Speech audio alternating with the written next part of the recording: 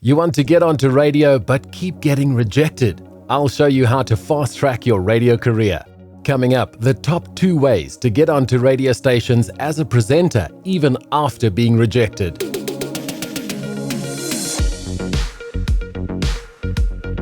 So you've been practicing and building your skills. You feel like you really are ready to go into the radio world and dominate.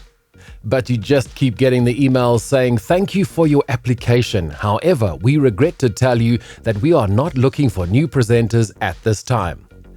It's like a kick in the gut. You feel like these people would think differently if they would just give you a chance. You feeling that? Sounding all too familiar? Yep, that feeling is real and more common than you can imagine. Probably 99% of potential radio presenters will be rejected so many times that they just give up.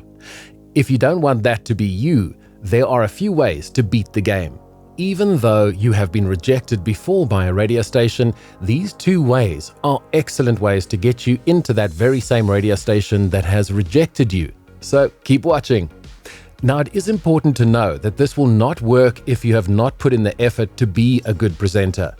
When you get the chance, you need to be able to kick butt and you need to sound good.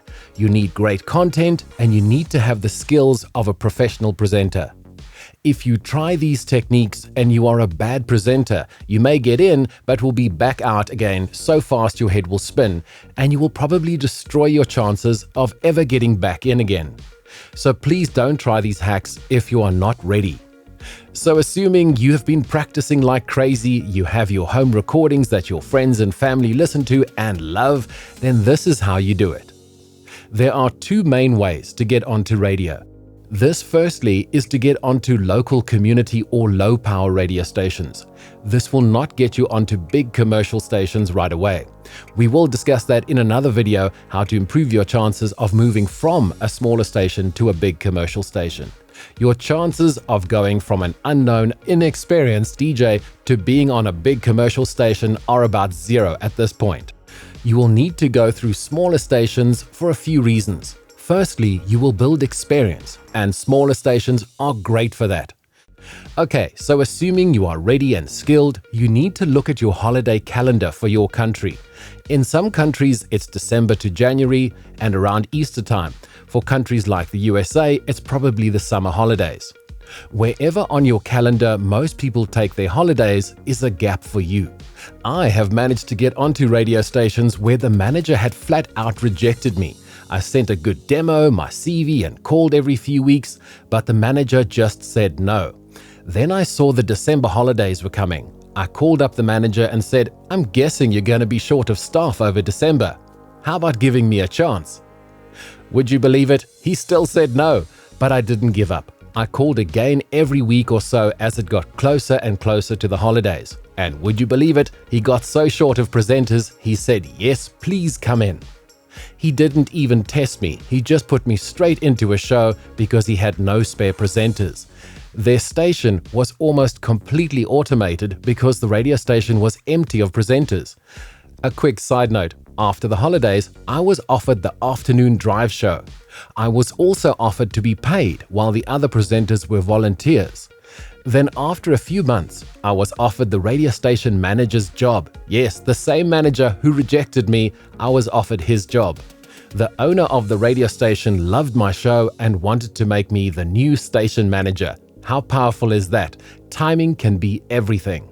Before we move on to the next amazing insider secret to getting into radio, let me know in the comments what topic you would most like me to cover in radio presenting. Is it how to improve as a presenter, insider secrets, or maybe what gear to buy? Let me know and I'll make new videos from your suggestions.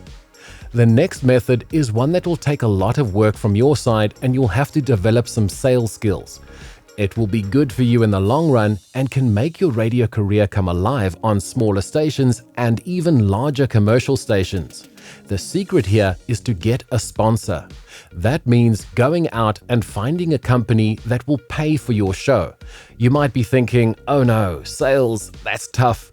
Yes, selling is not easy, But what better way to get onto radio than to walk into a radio station offering money? Smaller radio stations often struggle for money, and even if they don't, they're always happy to take more. If you have an uncle or a family member willing to spend a bit of money on you, it might get you started in radio. If you approach a radio station with an agreement from a sponsor for your show, you completely change the dynamic. In some cases, they don't even think about how good you are as a presenter, they just want the sponsorship money. The downside is if you are not a good presenter and the sponsorship ends, so will your show and maybe even your career. So as before, make sure your presenter skills are excellent. So even if the sponsorship ends, they might still want you around. In the next video, I'll show you how to go from a smaller radio station onto a bigger commercial radio station. So watch out for that video. Don't forget to like and subscribe so you don't miss out on seeing these great videos to build your radio career. So as you can see, using these two techniques, you can get into the very same radio station that has rejected you, and where that manager says pretty much we're not interested in you as a presenter, may take you on because they need you or they want what you have to offer. So change the dynamic of being from a person who is trying to get into a radio station and asking them for a favor to let you in, to you being the one offering something that they need at that time, whether it's to fill in gaps in holidays or to bring in money for that radio station. So be sure to keep this in mind when you're applying to radio stations. Even if they send you back that rejection letter, you can still keep trying. Catch you in the next video.